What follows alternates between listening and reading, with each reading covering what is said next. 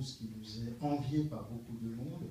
Je pense notamment au secteur. Et le secteur, donc c'est un secteur géodémographique, on appelle le secteur psychiatrique, parce que en fait, la France est découpée en secteurs, grosso modo 75 000 habitants, pour pouvoir, donc tous les habitants qui habitent un secteur ont la garantie d'être soignés et d'être pris en charge par leur secteur. Donc là déjà, il y a souvent une inversion, c'est-à-dire que pour les services, et parce qu'on manque de moyens, celui qui n'habite pas le secteur et qui vient nous voir, on lui dit « allez voir votre secteur ». Et donc ça, je pense que c'est déjà quelque chose qui philosophiquement est en contradiction avec les fondements du secteur. Et les deux principes fondamentaux quand même du secteur qui étaient concomitants et qui s'articulent ensemble, c'est d'abord le principe effectivement de continuité des soins.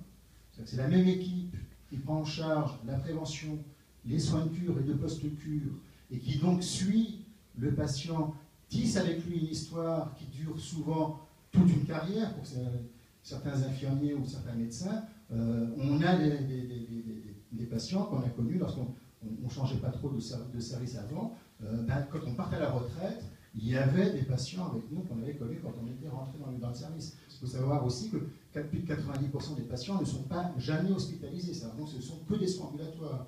Et si le CMP est à 1 heure ou 2 heures de trajet, ou le CATTP à 1 heure ou à 2 heures, et ben, au bout d'un certain temps, il va rompre le suivi. Et on sait que c'est lorsqu'il y a la rupture du suivi que justement arrivent parfois des catastrophes, sachant que la plupart des catastrophes, ce ne sont pas des homicides que font les patients, ce sont des suicides. Je pense que ça aussi c'est quelque chose qui est important, qu'il faut rappeler. Fondement, c'est que la psychiatrie, comme c'est une clinique aussi du lien social, pour pouvoir travailler correctement en psychiatrie, il faut aussi qu'on connaisse le tissu social dans lequel on évolue, dans lequel évolue le patient. Donc ça suppose qu'on connaisse un certain nombre d'associations, qu'on connaisse les élus, qu'on ait des liens avec les élus là aussi et avec les associations. Moi, par exemple, je travaille avec le Vénérar en Seine-Saint-Denis sur les secteurs de Clichy, Montfermeil, avec beaucoup de problèmes de logement. C'est important qu'en ce moment, on puisse par exemple travailler dans le cadre de la réhabilitation de la ville de Clichy-sous-Bois, à quelle place il y aura, quel logement pour les patients dont on est en charge, qui ont perdu leur logement du fait de la pathologie et qui font que rien ne sert. Donc il y a ces choses-là.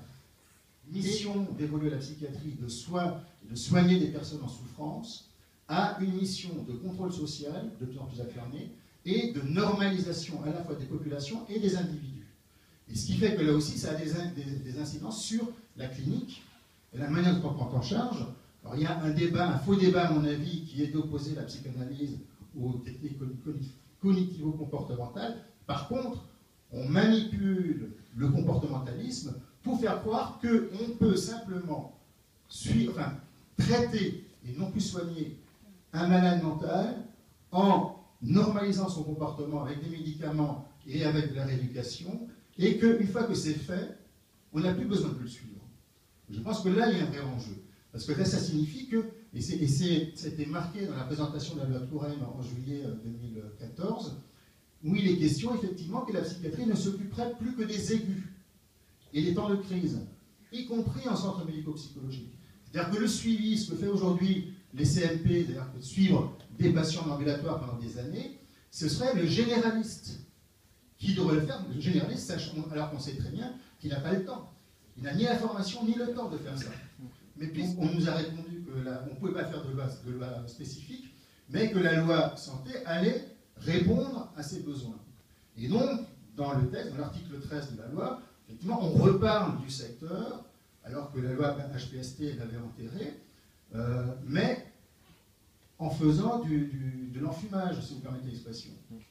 Donc tout le monde, notamment les syndicats de psychiatres, ont dit super, on a gagné, le secteur est réaffirmé, sauf que le ministère aujourd'hui travaille non plus sur un secteur de 75 000, mais sur un secteur de 200 000, c'est-à-dire en fait la fusion des trois secteurs, avec l'idée que justement dans cette conception de la psychiatrie, on n'a pas besoin de garder, si on fusionne trois secteurs, autant de centres médico-psychologiques de CATTP qui existent aujourd'hui, on va les fusionner, ça va nous permettre à la fois de récupérer des moyens, et en même temps, de toute façon, d'assurer les missions qu'on va donner à la psychiatrie, qui ne va être que justement de traiter que l'aigu.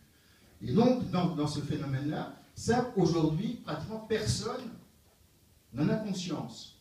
On commence peu à peu, ça commence à venir, mais pour le moment encore, personne n'a la conscience. Et le problème, c'est que ça se met en place aussi avec un autre volet qui sont les GHT, les groupements hospitaliers de territoire, où là on impose à la psychiatrie d'intégrer un groupement hospitalier de territoire avec la médecine chirurgie obstétrique, où on va diluer à la fois dans les CME, les commissions médicales d'établissement, les préoccupations de la psychiatrie, mais où même on va aussi pouvoir du coup justement imposer à la psychiatrie cette autre conception qui n'est pas celle de la psychiatrie actuelle.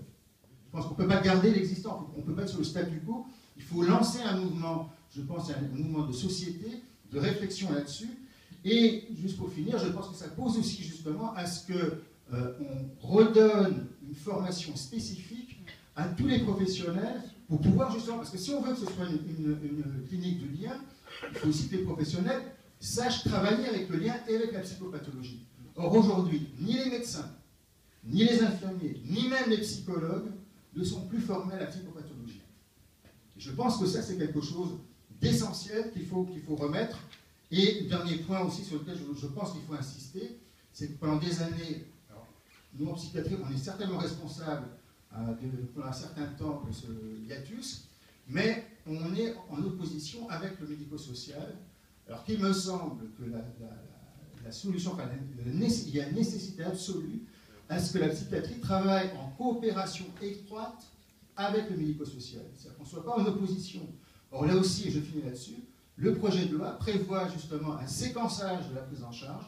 C'est-à-dire quand il est en aigu, c'est la psychiatrie. Quand il est en rémission, il n'est plus malade, donc c'est plus la psychiatrie.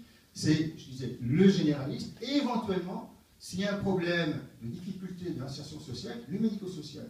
Mais sans suivi, sans soin. Ce qui fait que le médico-social ne pourra pas tenir. Bien, je te remercie. Il faut l'évacuer. Je pense qu'au contraire, quand je parlais tout à l'heure du travail avec le tissu social, c'est aussi important, justement, effectivement, qu'on puisse travailler avec les généralistes. Alors, c'est souvent compliqué avec les généralistes, parce que justement, ils n'ont pas de temps. Que donc, même pour faire des réunions, les inviter à des réunions de travail, c'est compliqué pour eux.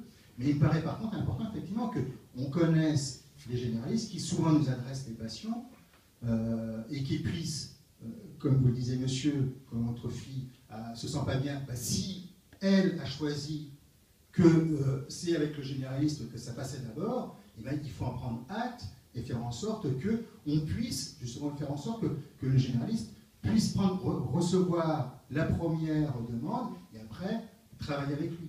Par contre, sur le suivi au long cours, notamment de ce qui est de l'ordre de la psychose, je pense que justement, moi en tout cas, ce que j'ai appris au bout de 35 ans ou 40 ans de clinique, bientôt, c'est que justement, ce n'est pas une question individuelle. C'est une question de collectif soignant. Et que ça fonctionne justement parce qu'on est nombreux. Et qu'on est plusieurs. Et qu'on échange les choses et qu'on n'est pas à la même place, mais qu'on n'est pas en opposition les uns avec les autres.